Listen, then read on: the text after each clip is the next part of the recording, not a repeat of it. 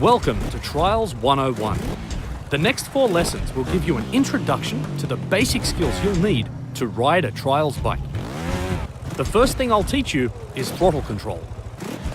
Most new riders think that full gas is the fastest way to the finish line, but it's not. While applying the gas gently will make you ride slower, it will also help you stay in control of the bike. For this first lesson, don't worry about speed. Apply the gas gently and focus on getting to the finish line.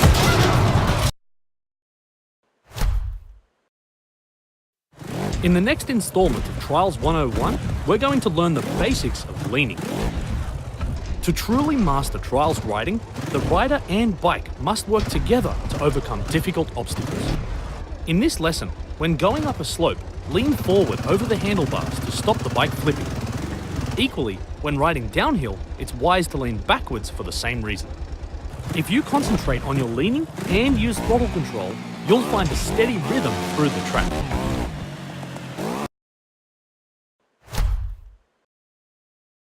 So far, you've learned to gently apply gas and to lean at the right time to avoid faulting.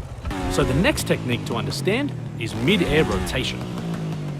When you're in the air, shifting your body weight will make the bike rotate in the direction of the lean. Gentle adjustments of the rider's position will ensure the wheels are always underneath you. Experiment here by getting air, then adjusting the bike to land on both wheels at the same time. Also, don't forget to gently apply the gas to land in a better location.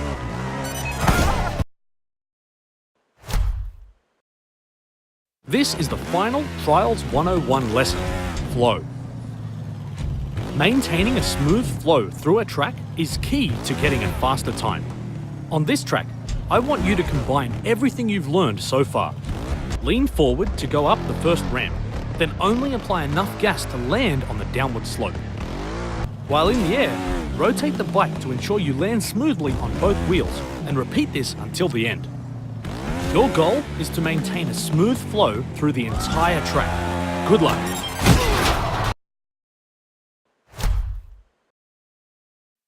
You've been given a bike that is heavy and has pretty bad acceleration, but the bike has a high top speed. To get the most out of it, you'll need to master the next technique, transitions. I use the term transitions to describe the rider shifting their body weight when you go from a track to a ramp. If you get the timing wrong, you'll either find yourself doing backflips or have the bike lift off the ramp. As you accelerate towards the ramp, lean back and slightly lift your front wheel through the start of the curve. Stay in that position until your rear wheel is about to hit the steep section. As the rear wheel gets close, shift your body weight forward and continue to lean as you accelerate up the ramp. If you get the timing right, you'll see that there is no slowing down and that you'll carry your speed all the way through the jump.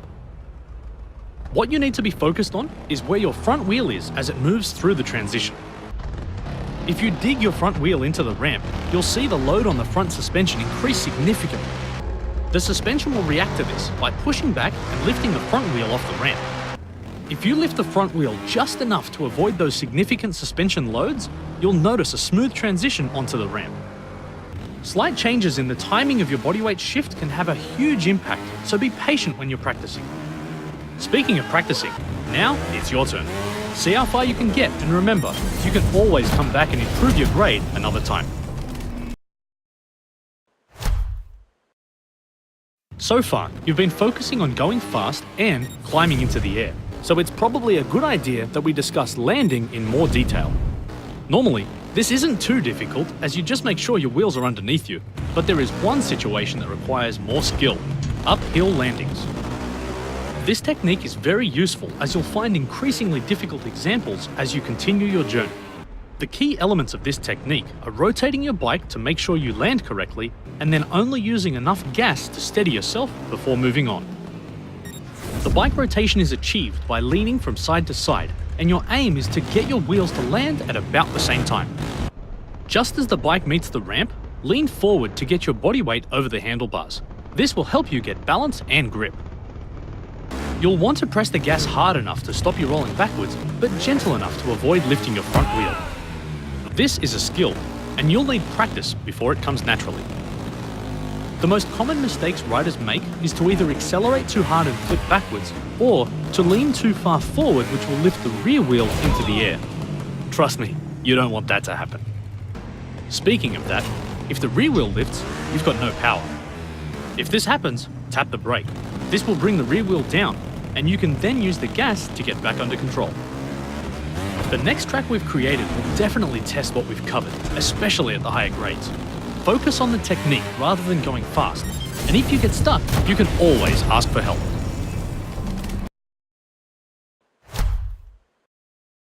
The bike you'll use here is more agile and has much better acceleration, but unless you know how to use it, you'll spend most of your time on the ground.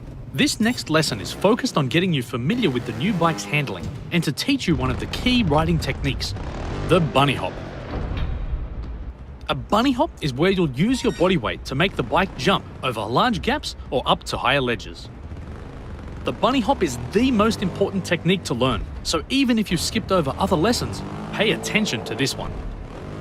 To get an understanding of what's happening, consider that your rear suspension is a spring, and the more pressure you apply, the harder it bounces back. This release of pressure and shifting your body weight will make the bike jump. As you start accelerating, sit back on the bike and load the suspension to build up potential energy. Pay attention to the load on the rear suspension, and when it's at its maximum, release the pressure by leaning forward. The timing of these two movements is crucial to get right.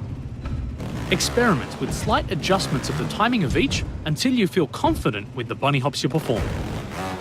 The final part of the bunny hop is designed to maximize the height of your jump. Lean back to load the suspension, lean forward to release the pressure, and then quickly lean back again. What you'll see is that this final step will lift the bike underneath you and ensure that the back wheel doesn't hit anything. The next track will test how well you've understood the bunny hop by making you clear bigger and bigger gaps. You won't get far unless you've understood this lesson, so take your time and let me know if you need any help. If you're watching this, you've chosen to be the best rider you can be, and wow, that gets me excited. As you've made it this far, it's time to ramp up the difficulty with the next lesson, uphill obstacles. For the purposes of this lesson, uphill obstacles refer to any time you approach a jump from an uphill slope or a ramp. If you haven't already figured this out, now is the time to truly master throttle control, which is where you use the gas very gently and only enough to maintain control without flipping backwards. Before you even get into this lesson, practice slowly going up and down at the start of this track, only using throttle control to maintain grip. Most steep inclines you come across can be passed by using this technique, so it's a very helpful thing to master. Where uphill obstacles get more complicated is when additional objects are included, such as a vertical section at the top. The technique here is to accelerate at the base of the ramp, but after you build up speed, ease off the gas.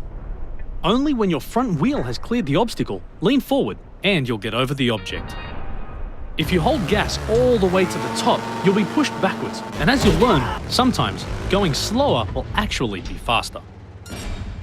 As you get to the harder grades, there will be jumps where you don't seem to have enough height to get over them. The trick is to lean backwards and slam your rear wheel into the obstacle and then lean forward. But we'll cover that more in the next lesson. There is one last technique that is especially useful when climbing high objects. When only your front wheel is in contact with the object, press brake. This will allow your momentum to carry your bike over, and when the rear wheel is higher than the front, let go of the brake and roll forward. If you're having trouble getting the back wheel high enough, rapidly tap brake while accelerating and your rear wheel should rise up. This is a hugely important technique, but unfortunately, I can't say its name. Let's just call it flapping? On that note, let's get right into the next track.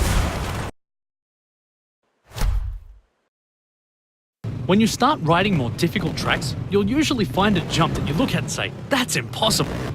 In my experience, it's just that you don't know the correct technique to use yet.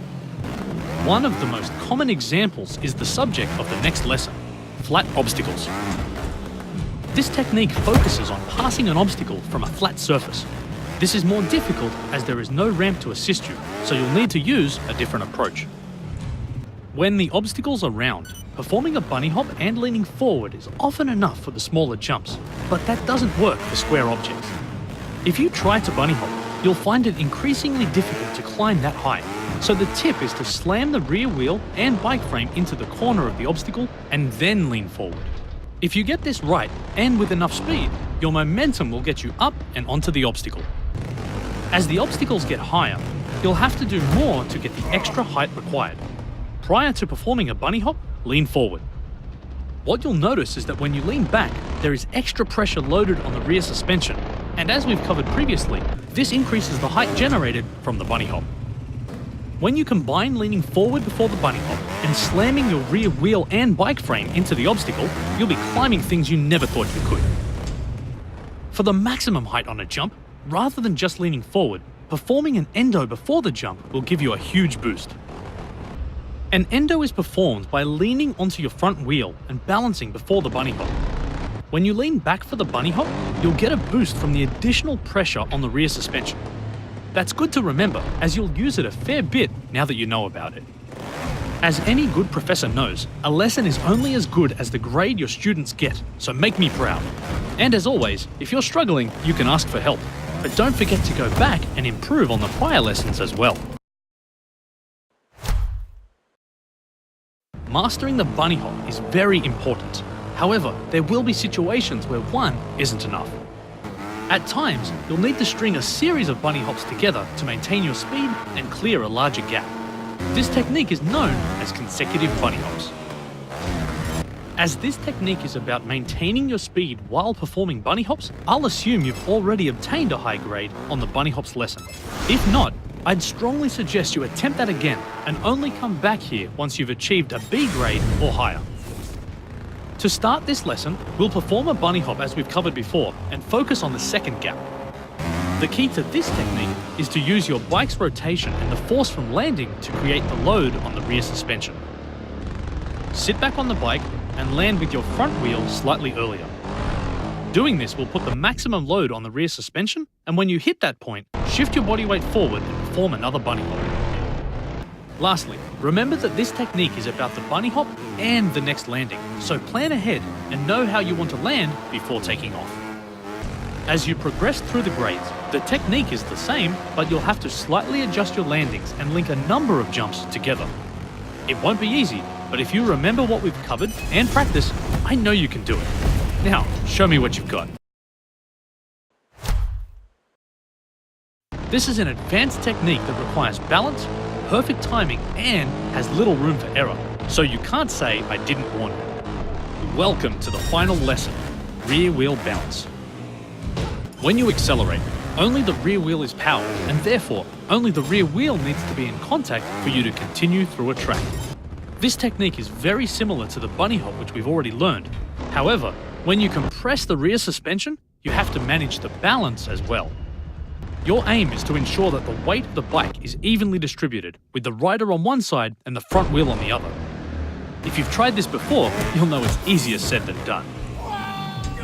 Let's start with the bike rotation in the air as you approach the jump. You'll want to lean backwards and land on the rear wheel at roughly a 45-degree angle. If your front wheel dips down, lean backwards next time. And if you find yourself flipping backwards, lean forward a little. There's not much room for error, so it's really about finding that sweet spot where you can bounce onto the next obstacle. When you land, take note of the compression on the rear suspension, and like a bunny hop, when the load is at its maximum, lean forward to jump. While timing has been important previously, it's even more crucial now. Time the hop to the point where there is load on the rear suspension and you're leaning forward slightly. Again, experimentation and practice is what you'll need to do this consistently. That's it. I've done all I can to help, so the rest is up to you. Your focus now should be on working to improve your grades. I don't want you to stop until you have an A+ on each track, and if you can do that, I'll arrange a little graduation present just for you. Good luck.